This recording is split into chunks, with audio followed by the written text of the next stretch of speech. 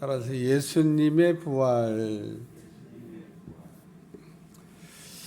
예수님께서 안식 후 첫날, 지금 우리가 주일 예배를 드리고 있는 주일날 새벽에 부활하셨습니다. 그리고 예수님의 부활을 제일 먼저 봤던 사람은 그 예수님의 제자도 아니고 여자들입니다. 여자들. 그 막달라 마리아라고 하는 여자가 이게 항상 그 예수님의 부활을 얘기할 때 먼저 이름이 이렇게 나타나고 있고, 그리고 야고보의 어머니 마리아, 또 뭐 예수님의 어머니 마리아, 뭐 그 외에 여자들도 있는데, 마태복음 28장, 마가복음 16장, 누가복음 24장을 참고로 우리가 좀 예수님의 부활에 관한 말씀을 좀 살펴볼 필요가 있습니다. 왜냐하면 그 마태복음 28장에도 보면 여자들이 그 또 안식 후 첫날 새벽에 향품을 준비해 가지고 무덤으로 가는 내용이 나옵니다. 가면서 이구동성으로 고민했던 게 뭐냐면 돌문을 어떻게 열지? 돌문을 어떻게 열지? 왜냐하면 돌문을 이렇게 그 무덤의 입구를 막아놨기 때문에 무덤을 이렇게 만들고 앞에는 큰 둥그렇게 생긴 돌문을 이렇게 밀어서 막아놨는데 여자들의 힘으로 그 돌문을 이렇게 밀어서 열기가 어려워요.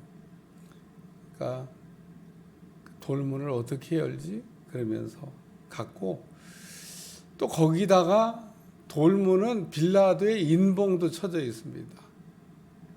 그 빌라도가 그 돌문을 열지 못하게 인봉을 이렇게 유대인들이 쳐달라고 그래서 인봉까지 쳤어요. 거기다가 또 들어가면 안 된다고 로마 군인들이 지키고도 있었습니다. 이런 내용들이 이제 마태복음 28장, 마가복음 16장을 이렇게 보면 자세하게 나와져 있습니다.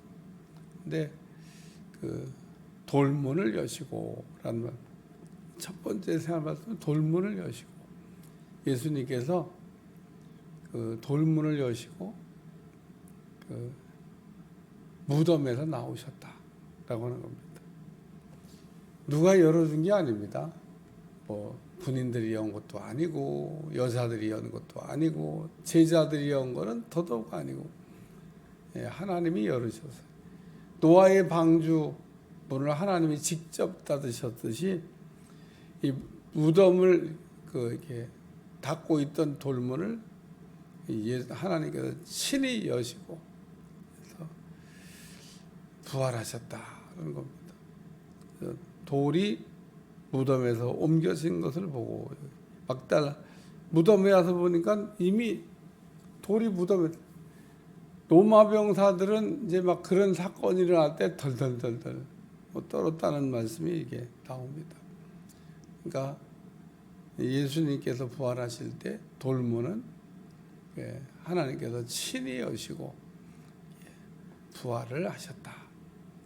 두 번째 사건은 여자들이 제자들에게 가서란 말씀입니다. 여기 보면 뭐 시몬 베드로와 뭐 다른 제자 뭐 이렇게 나오는데, 먼저 갔던 여자들이 이제 가서 예수님이 부활하셨다고 하는 말씀을 이렇게 듣습니다. 그리고 제자들에게 달려와 가지고 예수님이 부활하셨습니다. 그리고 이제 그 소식을 전하는 거죠. 그래서 여자들에게 그 예수님이 부활하셨다는 소식을 듣고 제자들이 막 달려가는데, 베드로와 요한이 다른 박질을 했는데 누가 더 빨리 갔냐? 요한이 더 빨리 갔어. 다른 박질은 뭐 베드로보다 훨씬 잘했나 봐요. 베드로와 그 다른 제자가 나가서 무덤으로 가서 둘이 같이 다름질을 하더니 그 다른 제자가 베드로보다 더 빨리 달려 먼저 무덤에 이르러. 제자들이 무덤에 갔는데 오늘 말씀해 보면 가로치고 가로닫고 아직 알지 못하더라.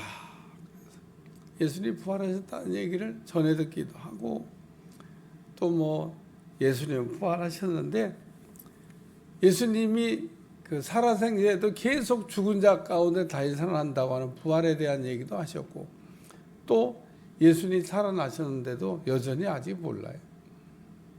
그래서 뭐 도마 같은 사람은 부활하신 주님을 제자들이 만나고 그 예수님 부활하셨다는 것을 얘기할 때도 그 못 믿겠다고 얘기해요. 그래서 오늘 그 제자들이 이렇게 여자들의 얘기를 듣고 무덤에 갔다.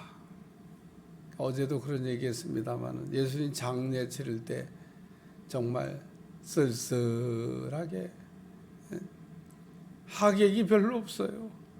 아리마대 요셉, 니고데모 이 두 사람이 예수님 시신을 내어달라 그래가지고 예수님에게 정성껏 유대인의 장례 예법을 따라가지고 예수님을 장례를 치러드렸다. 이 여자도 멀찌감치고 제자도. 그런데 예수님 돌아가신 다음에도 제자들은 무덤에 갈 생각도 안 합니다. 우리가 엠마오로 내려가던 두 제자는 그 부활하신 주님이 같이 걸어가는데도 몰라. 왜냐하면 예수님은 죽었다고 생각하니까. 살았을 때는 막 예수님에게 구름대같이 벌떼같이 사람들이 매일 따라다니더니 예수님 돌아가신 다음에는 아무도 무덤에 안 가봐. 아무도. 야, 참. 그래서 제자들도 안 가봐. 게다가 여자들이 지금 먼저 갔다가 제자들한테 소식을 전하니까 그제서야 갔는데 그제서도 예수님 부활에 대해서 몰라.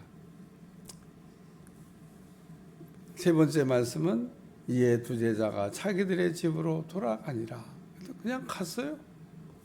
왜? 와보니까 예수님이 없어. 빈 무덤입니다. 그래서 예수님의 무덤은 비었다. 왜 비었냐? 예수님이 살아나셨기 때문에.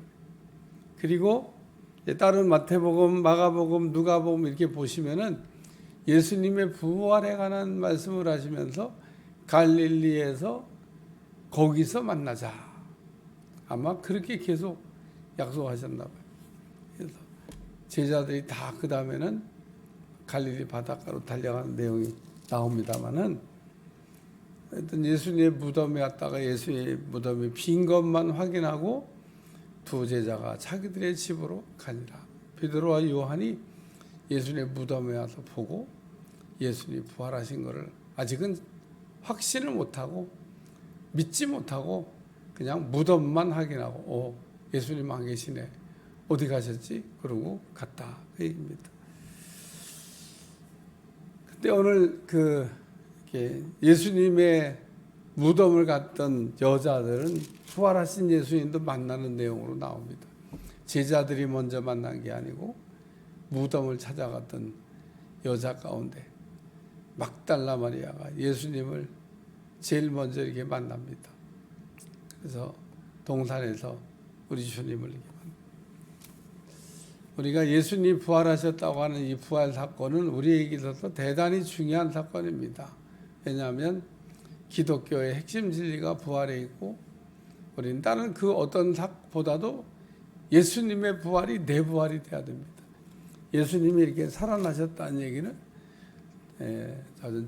죄의 문제도 해결하시고 사망의 문제도 해결하시고 마귀의 문제도 해결하시고 다시 말해서 우리의 모든 문제를 해결하시고 예수님께서 승리하셨다라고 하는 이야기를 우리에게 들려주는 겁니다. 그래서 예수님의 부활이 내 부활이라고 하는 얘기는 예수님이 이렇게 승리한 모든 사건이 내게 내 삶에 적용된다. 예수님이 죽은 자 가운데서 일어난 것처럼 우리도 죽어도 살고 무릇 살아서 믿으면 영원히 안 죽는다고 하는 그 믿음을 가지고 오늘도 이 땅에서 승리하는 여러분들이 꼭 되시기를 주님 축원합니다. 기도하겠습니다. 하나님, 예수님이 부활하시고 승리하신 것처럼 오늘도 우리가 승리하는 신앙으로 승리하게 도와주시고 예수님이 다 이겨놓으셨다는 거 확실히 믿게 도와주시고 예수님 안에서 다시금 일어나는 일으킴을 받는 부활이 일어나게 하여 주옵소서. 예수님의 이름으로 간절히 기도합나이다. 아멘.